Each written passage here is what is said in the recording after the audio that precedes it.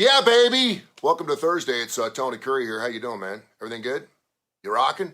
You're home for Kurre and Claypo. Don't think that Josh is going to be in today, but we will be hopefully on Fox 6 at 9:30 this morning talking about quiet firing. I hadn't heard about quiet firing. Everything's got to have a name, right? You know what quiet firing is? My understanding, it's kind of like NFTs. I read it like 4 times and I still don't know what the hell it means. But basically, quiet firing is when an employee does what they're asked to do, but won't do any more. Like they're not willing to do anything extra. So they're not really being fired and they're not really leaving, but they're quietly just doing their work. They do what's asked of them and then they split. And obviously, this is a generational gap thing for us because I know people that always just worked as much as they possibly could just to get by, make their dime and split. Then you had those people who had aspirations, were motivated to make more money, to move up the corporate ladder, to be the best they possibly could be in their field. Listen, I certainly understand, and you never know who's watching, man.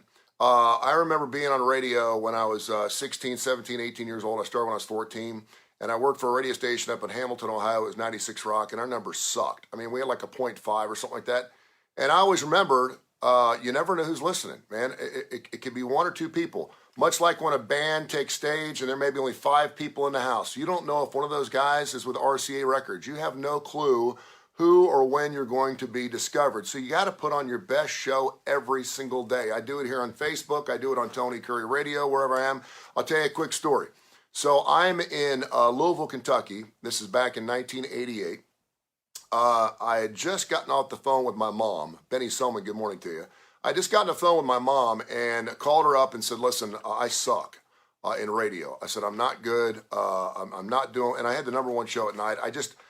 Something just wasn't jiving. I didn't think I was filled with insecurity. And I said, listen, it's just not good. So I want to move back home and I want to finish up my college education. I'm going to get into business. I said, but I don't think radio's for me. And my mom said, that's great. My dad got on the other line. He's like, welcome home, son. Come up back into there. I lived in Cincinnati, so it was like an hour and a half away. It wasn't far. And my mom, I never forget it. She said, well, if you're about ready to hang it up, and I was going to go in. This was a Sunday. I was working on Sunday afternoons. I was going to go in Monday and put in my 2-week notice. And she said, well, while you're there, give it your best. You never know who's listening. You never know when God's going to open doors for you. So make sure you just do the best you can, go out in the blaze of glory. And I said, that's right. So that Sunday afternoon, I really sat down and started doing show prep. And I wanted to make sure that I had all my intros correct. And I was hitting the post and the whole 9 yards. We're doing radio. And about 5 minutes after I hung up with my mom, I did a break. And I came back and the request line rang. And it was a guy named Kurre. And Lee was from St. Louis. And he said, is Tony Kurre there? And I said, yeah, this is Tony. And he said, I'm driving through Louisville, Kentucky, and I'm starting a radio station down in Birmingham, Alabama, and I want you to be my new afternoon guy. And I was making like, I don't know, $20,000 a year, $21,000 a year, something like that. And I just called my mom and dad and told them that I was quitting and I was moving back home.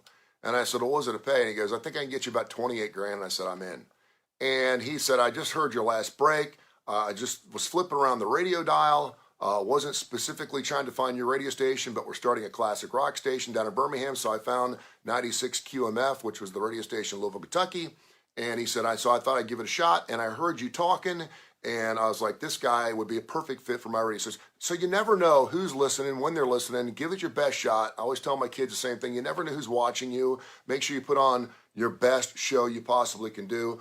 Do it every single day. And I promise you, it's going to be great. So this quiet firing thing is basically people that just, if you're working in a factory and I know there's no advancement or anything like that, still, you don't know. Because maybe the guy next to you doesn't want to live in that stinking factory for the rest of his life, and he wants to move on, and he ends up starting his own company, and in 10 years, he goes, that guy I was working next to at that Amazon factory, man, that guy always did his job. He did more than he needed to. He worked overtime. He never complained about it, and I'm going to hire him to be my new CFO. You never know when it's going to happen, man. You never know when it's going to happen, so keep that in mind, all right? A couple things I want to get into this morning. First of all, Workplay. I went down and saw Tommy Williams. Workplay's got a brand new show coming up here this Saturday, the 27th, in a couple of days. I guess it's Aeon's. Am I saying that right? Aeon's debut EP. So check out that show. Go to WorkPlay and WorkPlay.com for tickets, WorkPlay.com for all the tickets. We got some special stuff coming up for Halloween that we'll be getting into. Al Cooper, good morning to you, brother. Also, just to prove once again that you and I aren't celebrities. We may be celebrities in our own groups, so we ain't celebrities. God love him. Nick Cannon came out yesterday and announced that he's having his 10th baby. He lost one. I think the child was like 5 months old, tragically. So this will be his 10th child. It is the third he's having with, what's her name? Bethany Bell, is that right? Is that her name? Anyway, her last name's Bell. It's his third child with her, and she is his ex. So my understanding is they're not even dating. They're not even together, but now she's having his third child, his 10th overall. But wait, there's more.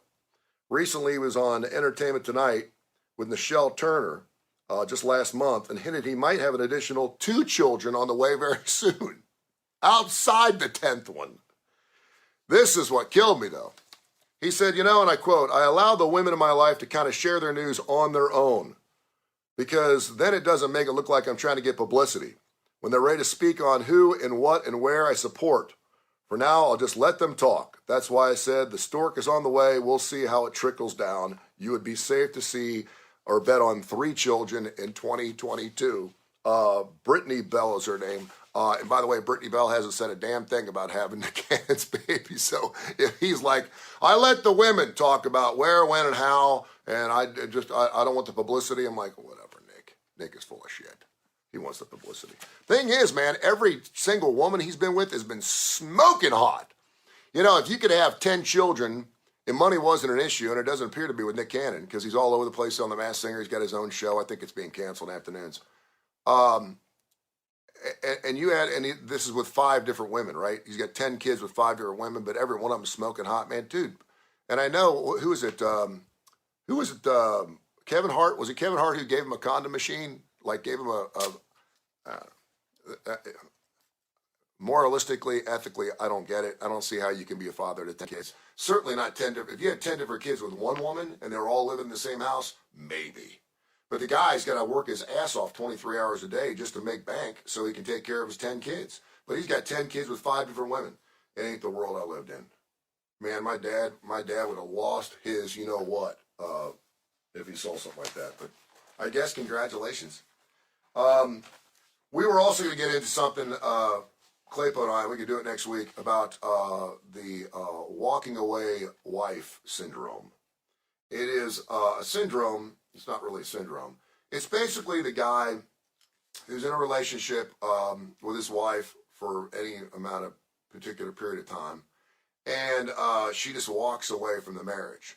And of course, most guys, because we're stupid, we're like, I didn't see it coming. What's going on? What's happening? I mean, we went out and had dinner last night. It was great, and you're just walking away.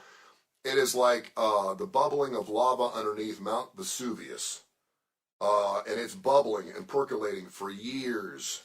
And we don't want to have confrontation. We don't want to have arguments. We don't want to communicate. And so we just kind of let it go. And we think it's fine. Everything's good. Kids are good. I'm making money. She's got her car. She's good. She's doing her own thing. She's got her sips and strokes. I'm doing my thing, blah, blah, blah. Next thing you know, one day she just packs up the bag and she says, I'm leaving. And the guys are like, what? What are you talking about? We'll talk about that a little bit later on the show on Kurre and Claypo coming up. Finally, this kind of goes along with what I want to talk about. Brandon Austin Morris, how you doing, brother? High and dry, man. Jennifer Flavin, who has been the wife of Sylvester Stallone for 25 years, was pictured without her wedding band about 11 days ago, and she did the walkaway. She is split, and of course Sylvester Stallone is in serious denial. Photos have emerged showing Jennifer Flavin without her wedding ring, taken more than a week before she filed for divorce. Sylvester Stallone, the shots came as Stallone, 76, denied rumors that the 25-year-old marriage ended after an argument about getting a new Rottweiler unearthed deeper issues. Instead, he told TMZ that him and his 54-year-old wife just went different directions. We did not end the relationship on such a trivial argument.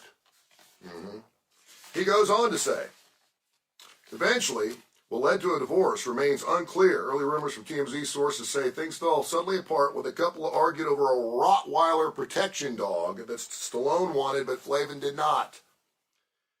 Those rumors were exacerbated by photos showing Stallone replacing a tattoo of his shoulder of Flavin's face with an image of his old dog named Butkus. You want to talk about something else start a divorce? Take your wife's face off your arm and put a picture of a little bit dog named Butkus on it. That is hilarious. Earlier in the week, Stallone's publicist insisted all was well, and Sly had wanted to update the tattoo of his wife, but it went wrong. It was unfixable. Mr. Stallone intended to refresh the tattoo image of his wife, Jennifer. However, the results were unsatisfactory and unfortunately unfixable. As a result, he had to cover the original image with a tattoo of his dog, Butkus. That is hilarious. That is the dirty spoon divorce right there. That is death of 1,000 cuts at 25 years. Richard Evans, good morning. Stuff's been happening for a long period of time. You ignore it. You just think it's going to go away, and it goes in the resentment chest, and the chest is overflowing. It's like that closet you stick all your shit in. The door's about ready to bust down, and you don't see it. All of a sudden, the door just goes, and there's stuff all over the place. You're like, what just happened? I don't get it. You're not going to have an argument over dogs. I will tell you this, though. A recent survey that came out, we had it on Dark Side of the Pooch. Dark Side of the Pooch, all of our shows run 5 days a week. Dark Side of the Pooch with Dr. Rab Stewart of the Rossburg Animal Hospital airs every single night at 7 o'clock. There was a recent survey that came out from the ASCAP. Is that right? The animal thing. That might be thinking ASCAP or maybe thinking license. Anyway, the dog organization, you know what I'm talking about. They surveyed 1,000 millennials. Millennials are people that are symbolized by the ages of 26 to 41. And they asked them if they had a dog. Do they love their pet more than their significant other? 57% of millennials, 26 to 41, said, yes, I love my dog more than my significant other. Like they would do more for their dog than they would do for their mate. Now, millennials are kind of weird because they're not getting married, they're not having kids, and they're just dating around, they're just popping Tinder and just run around doing their thing. Buddy, a little good morning to you. What is really scary is 81% of millennials admitted that they like their pet at least more than one person in their family. Not their aunts, their uncles, their second cousins. We're talking brothers, sisters, moms, and dads. 81% love their pet more than they love someone in their family. What the hell's going on? You want to tell me this COVID thing, this whole pandemic we've been through, where we've been separated, we ain't touching people anymore, we ain't talking to people anymore, everyone's Zooming stuff, I'm here on Facebook. You want to tell me they're sitting across the table on a date and they're texting each other? They're texting each other and she's right there. There is no touching, there's no communication, and I'm telling you, man, it's blowing up in the faces of millennials, and what's going to turn out to be is they're going to be 41, 42, 43 years old. They're finally going to find someone that they fall in love with. They ain't going to know what the hell to do. That's amazing. So I'm hoping that Sylvester Stallone and Jennifer Flavin, sounds like she has had enough. And it also, it doesn't say anything about him cheating in there, but it does say something about his erratic spending behavior. He's 76 years old. He's Sylvester Stallone. If he wants to go spend all of his jack that he made on Rocky movies, he's got to be rich, right? I mean, he's still relevant. Let him go spend his money. But, you know, as a married couple, those are the things you have to discuss. If he goes out and buys a $300,000 car, she probably should know about it, despite the fact that they're probably rich. And I don't even know what the hell she does, Jennifer Flavin. I don't even know who she is. She's good looking for 54. She's hot. She's smoking hot. But I'm not so sure. All right, Josh will be back over here in about an hour. He's got some things he's got to do this morning. We're going to be on Fox 6 at 9:30 this morning. We're going to talk about the quiet firing thing, which I think is going to be really interesting because I'm going to go off on a rant. Our work ethic in this country sucks bad, really bad, which is not a bad thing for you folks out there that want to get ahead and want to make your mark in this world. No matter how, I'm 56 years old. All right, I'm starting a second career. I've got like 15, 16 years to get after it, and I'm going to smoke it because I'm getting after it. I'm willing to put all the work and time, I'm willing to do whatever it takes to see TKR, Tony Kurre Radio, and our podcast platform go through the roof, and I will. I know I will be successful. But there's a lot of people out there that, quite frankly, don't want to do the work.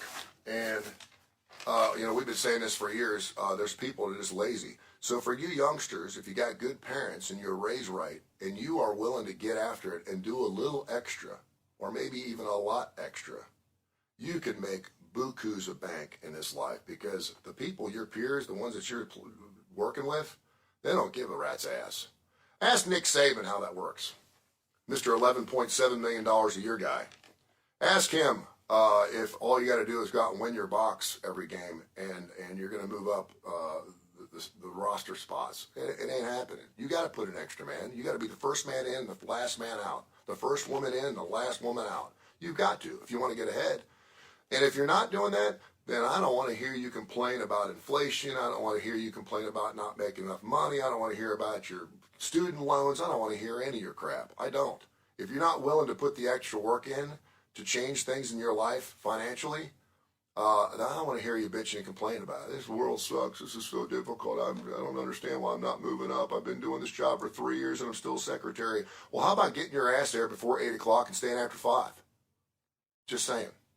One guy that does that is Al Cooper from the Coosa Valley Auto Sale. I know he's out watching this morning. He says, money don't buy you love. It don't buy you love. Well, it'll buy you love, but it's love that won't last. Well, at least for 25 years.